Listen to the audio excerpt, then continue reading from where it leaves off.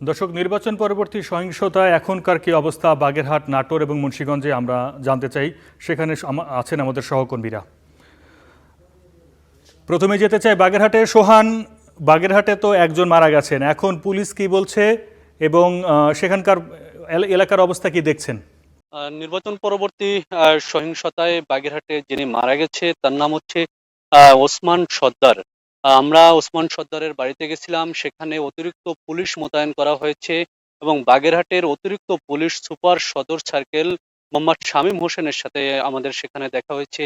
তিনি আমাদেরকে জানিয়েছেন যে এই সংঘর্ষের সাথে যারা জড়িত ছিল এবং ওসমানকে হত্যার পিছনে যারা রয়েছে তাদেরকে পুলিশ শনাক্ত করেছে এবং খুব দ্রুত সময়ের মধ্যে তারা শনাক্তকৃতদের গ্রেপ্তার করতে পারবে বলে আমাদেরকে তিনি এই আশ্বাস দিয়েছেন। এছাড়া আমি যদি বলি, ওসমানের মরদেহ এখনো খুলনা মেডিকেল কলেজ হাসপাতালে রয়েছে। সেখানে ময়নাতদন্ত শেষে তাকে বাড়িতে আনা হবে এবং এরপরে বাড়িতে তার দাফন সম্পন্ন হবে। এ ঘটনায় এখন পর্যন্ত মামলা দায়ের হয়নি, মামলার প্রক্রিয়া চলছে। এছাড়া নির্বাচনের যে রাত ছিল সেই রাত থেকে আজকে পর্যন্ত এখন পর্যন্ত কিন্তু বাগেরহাটে বিভিন্ন স্থানে সহিংসতা চলছে। হামলা, পাল্টা হামলা এবং এমনকি সংঘর্ষের ঘটনাও ঘটেছে কয়েকটি।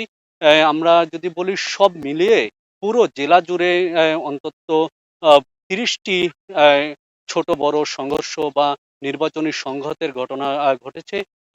সেসব ঘটনায় অন্তত শতাধিক সাধারণ মানুষ ও নেতাকর্মী কিন্তু আহত হয়েছে।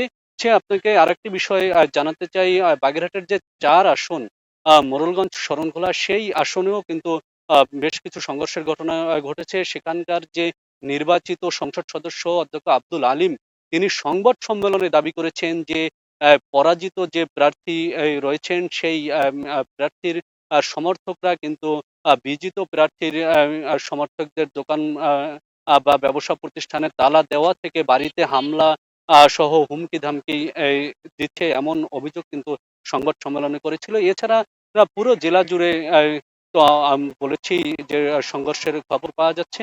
সে জেলা পুলিশের শীর্ষ কর্মকর্তা পুলিশ সুপার হাসান মাহমুদের সাথে আমি কথা বলেছিলাম।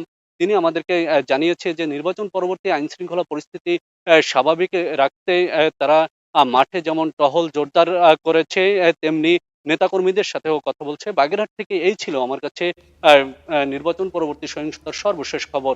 আমরা একটু নাটোরে যেতে চাই। নাটোরে আমাদের সহকর্মী তরিকুল আছেন। তরিকুল, আপনি কিছুক্ষণ আগে জানাচ্ছিলেন আমাদের সংবাদের মাধ্যমে যে ওই ঘটনাস্থল যেখানে হামলা চালানো হয়েছে সেখানে পুলিশ পরিদর্শনের পক্ষ থেকে পরিদর্শন করা হয়েছে।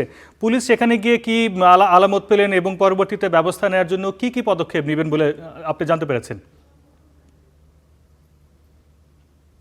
পুলিশ সুপার মোহাম্মদ আব্দুল ওয়াহাব কিন্তু ঘটনাস্থল পরিদর্শন করে যে ঘরবাড়িগুলোতে ভাঙচুর করা হয়েছে সেখানকার যারা আহ, সদস্য বাড়িঘরে তাদের সাথে দেখা করেছেন এবং আসলে এখানে পাশাপাশি দুই দলের সমর্থকদের বাড়ি, জামাত সমর্থকদের বাড়ি এবং বিএনপি সমর্থকদের বাড়ি, দুই দলের সমর্থক অনুসারীদের যারা বাড়িতে অবস্থান করতেছেন তাদের সাথে কথা বলেছেন এবং সেই অবস্থান তিনি ঘুরে দেখেছেন এবং তিনি যেমনটি জানিয়েছেন যে এই ঘটনায় এখন পর্যন্ত জিজ্ঞাসাবাদের জন্য ৪ জনকে আইন শৃঙ্খলা রক্ষাকারী বাহিনীরা তাদের হেফাজতে নিয়েছে এবং এইখানে পরিস্থিতি নিয়ন্ত্রণে রাখার জন্য অতিরিক্ত পুলিশ মোতায়েন করা হয়েছে। আর পুলিশের সদস্যরা, আইন শৃঙ্খলা বাহিনী ও অন্যান্য সদস্যরা গিয়ে ঘটনার পরপরই কিন্তু যে পরিস্থিতি সেইটা নিয়ন্ত্রণে নিয়েছে।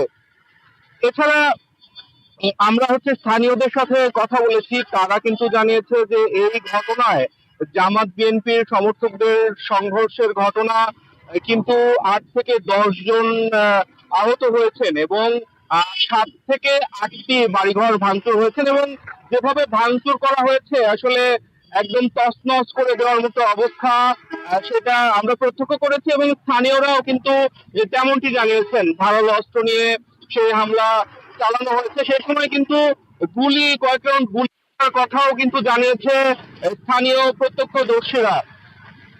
আমরা জামাত সমর্থিত যাদের বাড়িঘরে হামলা হয়েছে, বিএনপি সমর্থিত অর্থাৎ দুই পক্ষের যারা অনুসারী আছে তাদের সাথে তারা কিন্তু পাল্টাপাল্টি অভিযোগ করেছেন।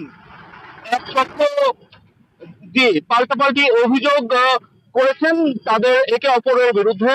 আর প্রশাসনের পক্ষ থেকে নাটোরের জেলা পরিদর্শন করেছে, জেলা পুলিশ সুপার পরিদর্শন করেছে।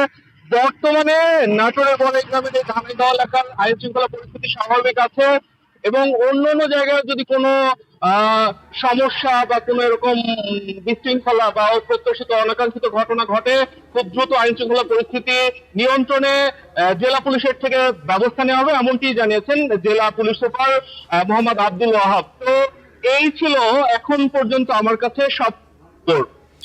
ধন্যবাদ তারিক।